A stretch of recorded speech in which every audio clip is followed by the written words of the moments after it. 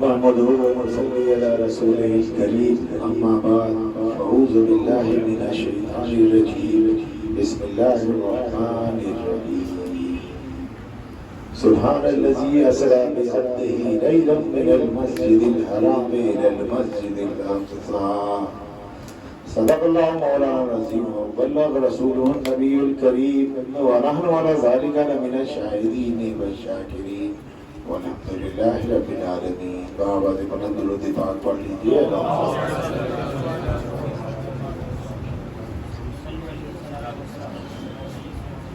یہ میرے دل کی تمنا الہی بھر آئے، یہ میرے دل کی تمنا الہی بھر آئے کہ زندگی میں مدینہ مجھے نظر آئے۔ الہی دل وہ عطا کر کہ جس میں کعبہ ہو اور نظر مجھے کہ مدینہ مجھے نظر آئے، اور نظر نہ دیکھ سکی چشم حضرت موسیٰ، حضور آپ کے اندھوں کو بھی نظر آئے۔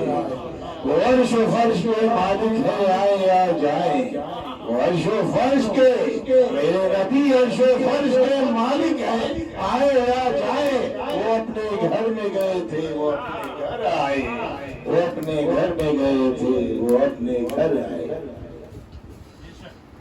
حضرات اللہ نے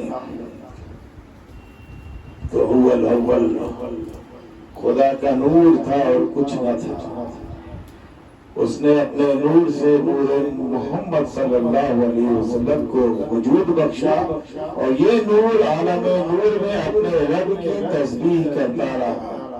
اللہ کی پہلی صنعت، پہلی تخلیق ہے جناب محمد صلی اللہ علیہ وسلم۔ اس وقت نہ جبریل کا وجود تھا، نہ میکائیل کا وجود تھا، نہ اسرائیل کا وجود تھا، نہ اسرافیل کا وجود تھا، جنت کا وجود تھا، نہ دنیا کا وجود تھا۔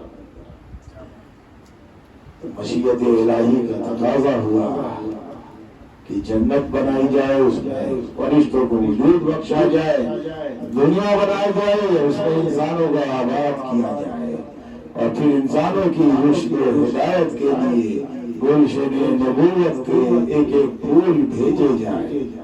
چنانچہ سب سے پہلے پتلے آدم تیار کیا گیا، اور پیش آنے آدم میں نور محمد صلی اللہ علیہ وسلم کو جلوہ گلشن کیا گیا۔ پھر ان کے سر پر خلافت کا تاج لگا کر کے اس دنیا میں بھیجا گیا۔ پھر آپ کی اولاد سے زمین کی اس بستی کو آباد کیا گیا۔ پھر انسانی رشد و ہدایت کے لیے گلشن نبوت کے ایک ایک پھول آتے رہے، اور جب گلشن نبوت کے ایک ایک پھول اپنی خوشبو سے عالم کو معطر کر چکے، تو پھر اس نے اپنے محبوب صلی اللہ علیہ وسلم کو گلشن نبوت کا گلدستہ بنا کر دنیا میں بھیجا، جس میں جمال یوسف بھی موجود تھا اور جلال موسیٰ بھی موجود تھا۔ اسی لیے میرے رسول صلی اللہ علیہ وسلم کون تھے؟ دیکھو میرے نبی ارشاد فرماتے ہیں کہ انا من نور اللہ، میں اللہ کے نور سے ہوں، تو میرے مصطفیٰ اللہ کے نور سے ہیں۔ نور الہی کو کون دیکھ سکتا ہے؟ لہذا مصطفیٰ نے بشریت کا لباس پہن لیا، نبی کو کوئی نہ دیکھ سکا، لباس کو دنیا دیکھتی رہی۔ حضور نور ہے کیا سایہ نظر، جسم تو اس لیے پایا کہ بشر دیکھ سکے، بشر دیکھ سکے۔ سبحان الذی، واقعے کی ابتدا پروردگار عالم اپنی تعریف سے کر رہا ہے۔ سبحان الذی اسریٰ۔ ارے نبی نے اشارہ کیا، چاند کے دو ٹکڑے ہو گئے، ڈوبا ہوا سورج پلٹ آیا، نبی نے اشارہ کیا، نبی نے اشارہ کیا، مشت ابو جہل میں بند سنگریز ترنم ریز ہو کر مصطفیٰ کی رسالت کا کلمہ پڑھنے لگے، لیکن اللہ نے اپنی تعریف نہ کی۔ لیکن واقعہ معراج ایسا ہے کہ جس واقعے کی ابتدا پروردگار عالم اپنی تعریف سے کر رہا ہے، یعنی واقعی معراج جانے سے پہلے اپنے دلوں میں اپنی زبان پہ میری پاکی اور قدوسی کا اقرار اور اعلان کر لو، تاکہ آگے چل کر اگر آپ واقع معراج کی صداقت پر تو تمہیں کوئی شبہ ہو تو تمہارا ایمان پکار کر بولے کہ اس خدا کے کلام کو محترم کس میں سمجھ رہا ہے جس کی صداقت کا اعلان خدا سبحان سے کر رہا ہے۔ سبحان الذی یسری بعبدہ لیلا من المسجد الحرام الی المسجد الاقصی۔ دیکھیے معراج عروج سے مشتق ہے، جس کے معنی ہے چڑھنے اور بلند ہونے کے۔ پیغمبر اسلام نے شب کے ایک حصے میں بیت المقدس، سدرۃ المنتہی اور اس سے بھی بلند مقام پر جلوہ افغن ہو کر قدرت کی نشانیاں دیکھی، اسی لیے اس پر عظمت واقعے کو معراج سے تعبیر کیا جاتا ہے۔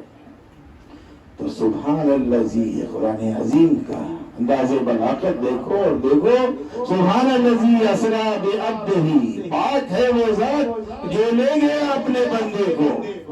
اللہ کیا فرما رہا ہے؟ ذرا غور کریے، پاک فرما رہا ہے سبحان الذی یسری بعبدہ، پاک ہے وہ ذات جو لے گیا اپنے بندے کو۔ ارے بھائی، یہ نہیں فرمایا کہ پاک ہے وہ ذات جس نے بلا لیا اپنے بندے کو۔ قرآن عظیم میں اللہ فرما رہا ہے سبحان الذی یسری بعبدہ، پاک ہے وہ ذات جو لے گیا اپنے بندے کو۔ یہ نہیں فرمایا کہ پاک ہے وہ ذات جس نے بلا لیا، بلکہ جو لے گیا۔ ارے بلانا اور ہوتا ہے، لے جانا اور ہوتا ہے۔ ارے دونوں جملے میں، دونوں باتوں میں بڑا فرق ہوتا ہے۔ ارے آپ نے ہم کو بلا لیا، ٹیلی فون کر کے بلا لیا، میں اپنے رہائش گاہ سے چلا آیا خانقاہ میں، تو میرا اکیلا ہی آنا ہوا ہوگا نا، آپ نے مجھے بلا لیا۔ اور ایک ہوتا ہے کہ مجھے آپ نے قاصد بھیج کر کے مجھے بلایا، آپ نے، میں اپنے گھر پر تھا، والد عبدالوہاب بھائی نے بھیجا، حافظ عمیر صاحب کو، کسی کو بھی بھیجا کہ جا احمد اشرف میاں کو لے کر کے آؤ، تو میں اب اکیلے نہیں آؤں گا۔ وہ بلانا اور تھا کہ آپ نے موبائل سے اور فون سے مجھے بلا دیا، مجھے اطلاع مل گئی اور میں چلا گیا، تو میرا اکیلا آنا ہوا نا۔ اب جب انہوں نے بھیج کر کے مجھے بلایا تو میرے ساتھ میرا لے آنے والا بھی تو شامل ہوا، تو اب میرا اکیلا نہیں آنا ہوا، لے جانے والا بھی میرے ساتھ ساتھ آئے گا، اکیلے نہیں آ رہا۔ تو پاک ہے وہ ذات جو لے گئے اپنے بندے کو۔ معلوم یہ ہوا کہ مصطفیٰ اکیلے نہیں جا رہے تھے، لے جانے والا بھی رسول کے ساتھ ساتھ تھا۔ آغوش رحمت الہی میں مصطفیٰ کا سفر ہو رہا تھا۔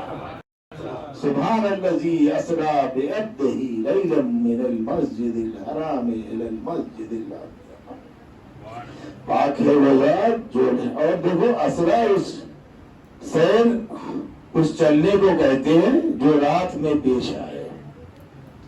قرآن عظیم میں اسرا اور اس کے مشتقات جہاں کہیں بھی آئے ہیں اسی معنی میں ہوا ہے، رات کے معنی میں۔ دن یا صبح کے سفر پر اسرا کا اطلاق نہیں ہوتا۔ تو رات میں لے گئے، نبی رات میں گئے، تو دیکھو لفظ لیل آیا ہے نا، سبحان الذی اسری بعبدہ لیلا من المسجد الحرام، لفظ لیل فرمایا گیا ہے۔ تو اب قرآن کا انداز بلاغت دیکھو، لیل کو ادھر سے پڑھو تو لیل، ادھر سے پڑھو تو لیل، معلوم ہوا رات میں نبی جا بھی رہے ہیں اور رات میں آ بھی رہے ہیں، جانا بھی رات کو ہو رہا ہے اور آنا بھی رات کو ہو رہا ہے۔ تو پاک ہے وہ ذات جو لے گیا اپنے بندے کو، اپنے بندے کو لے گیا۔ ہمیں یہ دیکھنا ہے کہ بندہ کسے کہتے ہیں، خالی جسم کو لوگ بندہ کہتے ہیں یا خالی روح کو لوگ بندہ کہتے ہیں، آخر بندہ کسے کہتے ہیں؟ تو آپ یوں سمجھیے، آپ نے کبھی سنا ہے کہ ایک ساتھ 4 لوگ اپنے کاندھے پر بندہ لیے جا رہے ہیں؟ ارے جسم سے روح نکل گئی تو کوئی بندہ نہیں کہتا، سب کہتے ہیں کہ لاش لیے جا رہے ہیں۔ مردہ لیے جا رہے ہیں، جنازہ لیے جا رہے ہیں، میت لیے جا رہے ہیں، جسم سے روح نکل گئی، لوگ لے جا رہے ہیں تو کوئی بندہ نہیں کہتا، جنازہ کہتا ہے، میت کہتا ہے، لاش کہتا ہے۔ تو آپ نے کبھی سنا ہے؟ اچھا یہ بھی سمجھیے کہ کسی گھر میں حضرت ملک الموت گئے ہوں جناب اسرائیل علیہ السلام اور اس کے جسم سے بندہ نکال لے گئے ہوں، یا سب یہ کہتے ہیں روح نکال لیے گئے؟ روح تو معلوم ہوا جسم سے روح نکلی تو کوئی بندہ نہیں کہتا، اور خالی روح ہوئی تو لوگ روح کہتے ہیں، بندہ نہیں کہتے۔ پھر بندہ کسے کہتے ہیں؟ جسم بھی اور روح بھی ہو تو پاک ہے وہ ذات جو لے گیا اپنے بندے کو۔ معلوم ہوا مصطفیٰ کا جسم بھی تھا اور مصطفیٰ کی روح بھی تھی۔ یہ جسمانی معراج تھی سرور کائنات صلی اللہ علیہ وسلم۔ لے گیا مسجد حرام سے مسجد اقصی تک۔ یہ نبی کی افضلیت کا مقام ہے اور بشریت کا مقام ہے کہ میرے مصطفیٰ کی بشریت پر اپنی بشریت کو قیاس نہ کرنا، نبی کی بشریت پر اپنی بشریت کو قیاس نہ کرنا۔ ارے تمہاری بشریت کا مقام یہ ہے کہ تم زمین پہ ہو، اور نبی کی بشریت کا مقام یہ ہے کہ وہ لامکان پہ نظر آ رہے ہیں۔ تمہاری بشریت پہ اور نبی کی بشریت میں زمین و آسمان کا فرق ہے، یعنی مکہ اور لامکہ کا فرق ہے۔ تو نبی کی معراج ہوئی، سرکار معراج پہ تشریف لے گئے۔ سب سے پہلے نبی مسجد اقصی میں تشریف لے گئے۔ نبی کی معراج کہاں سے ہوئی؟ مسجد حرام سے ہوئی، مکے سے ہوئی۔ اس کے بعد سرکار بیت المقدس گئے۔ سبحان الذی اسری بعبدہ لیلا من المسجد الحرام الی المسجد الاقصی۔ پاک ہے وہ ذات جو لے گیا اپنے بندے کو مسجد حرام سے مسجد اقصی تک۔ تو نبی کو معراج ہوئی، سرکار مکہ مکرمہ سے حرم سے ہی چلے جاتے جنت کی طرف اور عرش کی طرف۔ یہ بیت المقدس جانے کی ضرورت کیا تھی؟ سرکار چلے جاتے، حرم سے ہی چلے جاتے۔ ایک بات یاد رکھیے، اگر نبی مکہ مکرمہ سے ہی جنت کی طرف اور عرش کی طرف چلے جاتے، اللہ انہیں بلا لیتا، اور صبح کو جب نبی کہتے جب نبی فرماتے کفاران قریش اور سارے اہل مکہ سے، کفاران قریش سے کہ یہ لوگوں سنو، رات کے ایک حصے میں نے عرش کی سیر کی بیت المقدس، اور وہاں سے رات کے ایک حصے میں بیت المقدس گیا اور وہاں سے عرش کی سیر کی، تو ابو جہل اور سارے کفاران قریش جان کہ محمد صلی اللہ علیہ وسلم آج تک بیت المقدس نہیں گئے، اور اگر حرم کعبہ سے ہی، حرم سے ہی، مکہ سے نبی چلے جاتے، عرش کی طرف لامکہ پہنچتے اور کہتے کہ اے لوگوں رات کے حصے میں جنت میں گیا، عرش کی سیر کی، لامکہ پہنچا، تو کفاران قریش یہی کہتے ہیں ابو جہل وغیرہ کہ مصطفیٰ جس عالم کی بات کرتے ہیں، جس عالم کو ہم نے دیکھا نہیں، اس پر یقین کیسے رکھیں کہ آپ گئے ہو؟ لیکن سب جانتے تھے کہ ہمارے رسول صلی اللہ علیہ وسلم ابھی تک بیت المقدس نہیں گئے۔ تو جب نبی نے فرمایا کہ یہ لوگوں رات کے ایک حصے میں بیت المقدس گیا، وہاں سے میں نے عرش کی سیر کی، جب فرمایا تو ابو جہل نے صدیق سے کہا کہ اے صدیق، سنا ہے تم نے مکے میں ایک ایسی ذات ہے جو کہتی ہے کہ رات کے ایک حصے میں جنت میں گیا، عرش میں گیا، لامکہ کی سیر کی۔ تو حضرت صدیق اکبر نے فرمایا ابو جہل سے، کہا اے ابو جہل یہ تم کس کی بات کرتے ہو؟ ابو جہل نے کہا ہم انہیں کی بات کرتے ہیں جنہیں تم نبی اور رسول کہتے ہو۔ کہا حق کہا ہے، میرے نبی نے سچ کہا ہے، حق کہا ہے، واقعی ہوتے ہیں۔ یہ صدیق کا ایمان ہے، اللہ نے انہیں صداقت کا منصب ادا فرمایا ہے۔ تو ابو جہل وغیرہ نے جب سنا تو کہا، اعتراض کیا اور کہا کہ اے محمد صلی اللہ علیہ وسلم، ہم آپ کا عرش پہ جانا مان لیں گے، لامکہ جانا مان لیں گے، ہم جانتے ہیں کہ آپ آج تک بیت المقدس نہیں گئے ہیں، آپ کہتے ہیں کہ رات کے ایک حصے میں آپ بیت المقدس گئے، وہاں سے آپ عرش کی سیر کی، تو آپ یہ بتائیے بیت المقدس میں کتنے زینے ہیں، کتنی محرابیں ہیں، کیسا ممبر ہے، کتنے دروازے ہیں، کتنی کھڑکیاں ہیں؟ ارے اللہ کی رحمت دیکھو، بیت المقدس نگاہ رسالت کے سامنے ہے، نبی دیکھتے جا رہے ہیں اور بتاتے جا رہے ہیں کہ اتنی کھڑکیاں ہیں، ابو جہل اتنے دروازے ہیں، اتنے زینے ہیں۔ معلوم ہوا کہ مصطفیٰ خواب میں جانا نہیں بتا رہے ہیں، مصطفیٰ کا جسم بھی تھا اور مصطفیٰ کی روح بھی تھی۔ سبحان الذی اسریٰ بعبدہ لیلا من المسجد الحرام الی المسجد الاقصی۔ اب یہ ایک منظر یہ بھی دیکھیے، جناب ابراہیم خلیل اللہ علیہ السلام کو، جناب ابراہیم کو خلیل اللہ کہا جاتا نا، اللہ کے دوست۔ جناب موسیٰ علیہ السلام کو کلیم اللہ کہا جاتا ہے، خدا کے دوست۔ میں بتانا چاہتا ہوں کہ ان دوستیوں، ان لوگوں میں فرق کیا ہے، حبیب کی دوستی کا مقام کیا ہے اور خلیل کی دوستی کا مقام کیا ہے، کلیم کی دوستی کا مقام کیا ہے۔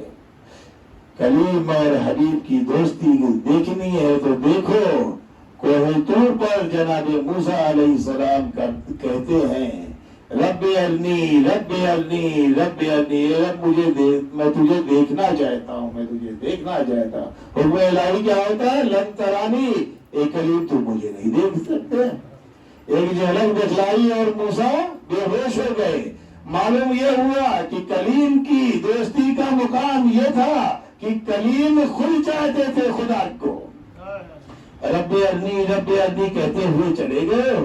حکم الہی ہوا، اے موسیٰ کوہ طور پر آؤ، خدا کی تجلی دیکھنے کے لیے جناب موسیٰ علیہ السلام بے تاب دوڑتے ہوئے کوہ طور پر چلے گئے اور ایک جھلک دکھائی اور موسیٰ بے ہوش ہو گئے۔ تو معلوم یہ ہوا کلیم خود چاہتے تھے خدا کو، اور حبیب کی دوستی کا مقام یہ ہے کہ ام ہانی کے خانہ اقدس کو دیکھو، میرے رسول صلی اللہ علیہ وسلم آرام فرما ہے، اس طرح استراحت پر آرام فرما ہے، آسمان کو رکھنے کر نہیں دیکھ رہے۔ ارے صحن ام ہانی کے صحن خانہ میں ٹہل نہیں رہے، رہنے کے آسمان کو نہیں دیکھ رہے کہ اب جبریل آئے، اب جبریل براق لائے، اب جبریل براق لائے، بلکہ رسول آرام فرما رہے ہیں۔ معلوم یہ ہوا کہ چاہت ادھر سے نہیں، چاہت ادھر سے ہو رہی ہے، بلاوا ادھر سے ہو رہا ہے، جبریل براق لے کر کے حاضر ہے اور میرے نبی آرام فرما ہے۔ اب جناب جبریل لے جائے تو کیسے لے جائے، اور اٹھائے تو کیسے اٹھائے، لے جائے تو کیسے لے جائیں جناب جبریل، اٹھائے تو کیسے اٹھائے۔ ارے بھائی اٹھانے کا دو ہی طریقہ ہوتا ہے کہ سونے والا اگر سو رہا ہوتا ہے تو آپ لوگ آواز دے کر کے اس کو اٹھا لیتے ہو تو اٹھ جاتا ہے، غلام آقا کی بارگاہ میں آواز بلند کرے، احترام محمد میں خلل آ جائے گا، فرق پڑ جائے گا۔ دوسرا طریقہ یہ ہے کہ سونے والا سوتا رہتا ہے تو آپ کلائی پکڑ کر کے تھام کر کے اٹھا لیتے ہو۔ ارے غلام آقا کی کلائی تھامے، احترام مصطفیٰ میں فرق پڑ جائے گا۔ اب جناب جبریل کو لے جانا بھی ضروری تھا، خدا کے حکم کی پاسداری بھی ضروری تھی، اور ان کی بارگاہ کا احترام بھی ضروری تھا۔ عجب کشم کا مقام تھا۔ عالم مجد میں جبریل امین نے اپنی پیشانی اور اپنی آنکھیں، اپنی پلکیں میرے نبی کے تلوے پر رکھ دی اور دنیا کو بیدار کر دیا اور بتا دیا کہ مقام جبریل اور مقام مصطفیٰ دیکھنا ہے تو دیکھو، جہاں پیشانی جھکا کرتی ہے جبریل کی، یہ مقام ہے میرے رسول صلی اللہ علیہ وسلم کا۔ عالم وجد میں جبریل نے اپنی پیشانی میرے مصطفیٰ کے تلوے پر رکھ دی اور دنیا کو بتا دیا کہ مقام مصطفیٰ اور مقام جبریل دیکھنا ہے تو دیکھ لو، جہاں تلوہ ہے محمد مصطفیٰ کا وہاں پیشانی جھکا کرتی ہے جناب جبریل کی۔ اس کے بعد کہا یا حبیب اللہ، اللہ کا فرشتہ کا آپ کا غلام آپ کی بارگاہ میں حاضر ہے، یا حبیب اللہ، اللہ نے بھیجا ہے اور آپ کو بلایا ہے، یا حبیب اللہ، خطبہ الہی سے میں حاضر ہوں آپ کی بارگاہ میں، براق لے کر کے آیا ہوں۔ براق مثل گھوڑے کے چلے اور اس طرح گزرے سے پہلے لاجوردی میں فضا میں تیر جائے، جس طرح بجلی کی تابانی حضور اس طرح گزرے گنبد میزائے گردوں سے، نظر جس طرح شیشے سے نکل جائے بآسانی۔ تو میں براق لے آیا ہوں، جناب جبریل نے کہا یا حبیب اللہ وسلم، براق حاضر ہے، آپ تشریف لے جائیں، بیٹھ جائیں۔ جو لوگ کہتے ہیں روحانی معراج تھی، روحانی کہتے ہیں، ارے گھوڑا خود بتا رہا ہے کہ مصطفیٰ کا جسم بھی تھا اور مصطفیٰ کی روح بھی تھی، یہ جسمانی معراج تھی، گھوڑا خود بتا رہا ہے۔ اگر روح لے جانے کے لیے اگر گھوڑے کا استعمال ہوتا تو ہر ایک کے گھر میں جناب جبریل گھوڑا لے کر کے آتے روح قبض کرنے کے لیے۔ معلوم ہوا کہ گھوڑا خود بتا رہا ہے کہ نبی کا جسم بھی تھا اور نبی کی روح بھی تھی۔ یہ جسمانی معراج تھی سرور کائنات صلی اللہ علیہ وسلم۔ ارے اگر کسی مردے کو گھوڑے پر بیٹھا دو، لٹائے دو، گھوڑا تو ختم، آگے رہے گا، جسم گر جائے گا۔ تو گھوڑا خود بتا رہا ہے نبی کا جسم بھی تھا، یہ جسمانی معراج سرکار کی تھی۔ اس کے بعد مقام سدرہ پہ نبی پہنچے تو جبریل امین نے ہاتھ جوڑ کے کہا یا حبیب اللہ صلی اللہ علیہ وسلم، ام ہانی کے خانہ اقدس سے بیت المقدس تک اور بیت المقدس سے مقام سدرہ تک، یا حبیب اللہ، یہ جبریل آپ کا رفیق سفر رہا، لیکن یا حبیب اللہ اگر آپ ایک بال کے برابر بھی مقام سدرہ سے جبریل آگے بڑھا تو اللہ کی تجلی جبریل کے پروں کو جلا دے گی۔ اگر یک موئے سر برتر پرم فروغ تجلا بسوغت پرم، یا حبیب اللہ اگر ایک بال برابر بھی میں آپ یہاں سے آگے گیا تو اللہ کی تجلی جبریل کے پروں کو جلا دے گی۔ معلوم ہوا کہ یہ ہوا کہ جبریل کا یہ